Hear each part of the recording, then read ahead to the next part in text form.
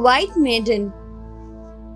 Once upon a time, there was a castle in a valley near the Rhine River. Now, it lay desolate and in ruins. One summer afternoon, a young nobleman was out hunting and he chased a fox all the way up into the valley. But he lost the fox along the way and decided to go up to the castle and rest a bit because it was very hot. By the time he reached the ruins and flung himself down on the grass in the shadow of a tower, he was exhausted. "I wish someone would give me some cool wine to drink," he said aloud to himself. Suddenly, he found a beautiful maiden, dressed all in white, with flaxen hair and white skin, coming towards him with a goblet of wine in one hand and a bunch of keys in the other. "Here you are," she said, offering him the goblet of wine.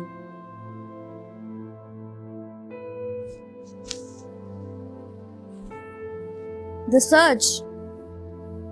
The White Maiden, who offered him the wine, looked at the nobleman so lovingly that he fell in love with her.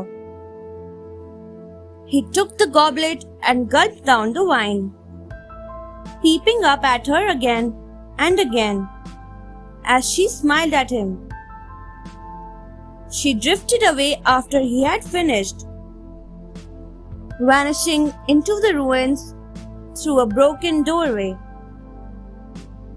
He followed her as if he had been enchanted.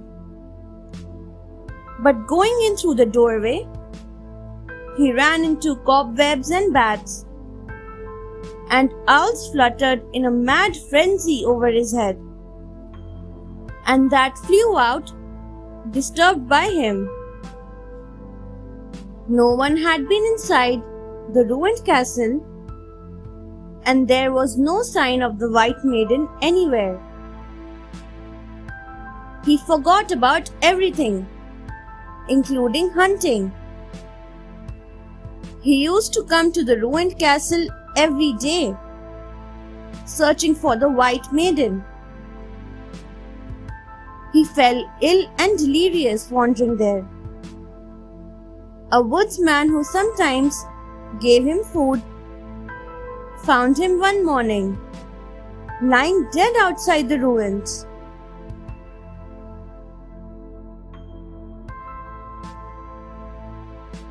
The Master. Long ago in Yorkshire, there lived a man learned in many languages and arts. He could change copper into gold and lead into silver. He had a mirror in which he could see things happening in other parts of the world, and a shell which he put at his ear to listen to anyone he wished. But his most precious possession was a large book covered in black calf leather with an iron clasp that he had chained to his table, and he kept the key safe with him. The book had spiritual mysteries and gave him power to summon demons and make them work for him. No one was allowed to open it or read it, not even his pupil, who helped him in his work. One day, the master had to go out for some work, and the pupil, who was both foolish and curious, crept into his private room to examine his master's things.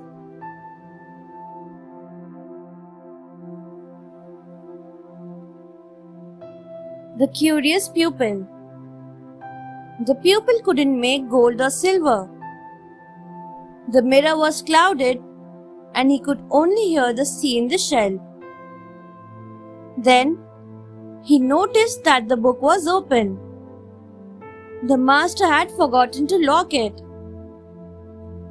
He opened it and read a few words without understanding them.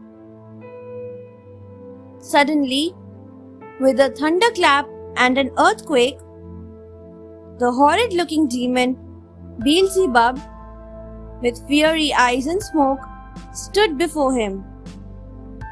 "Give me a task, or I will destroy you," said Beelzebub. The pupil was too terrified to think. But just as Beelzebub reached out to strangle him, he pointed to a flower pot and shouted, "Water that plant!" Beelzebub kept bringing barrels of water and pouring them till everything in the room was floating. Luckily, the master remembered that he had left the book open and returned to close it. He was just in time to lock up Beelzebub and save his foolish pupil from being drowned. Thanks for watching. Do like, share, subscribe to Sahil Book House.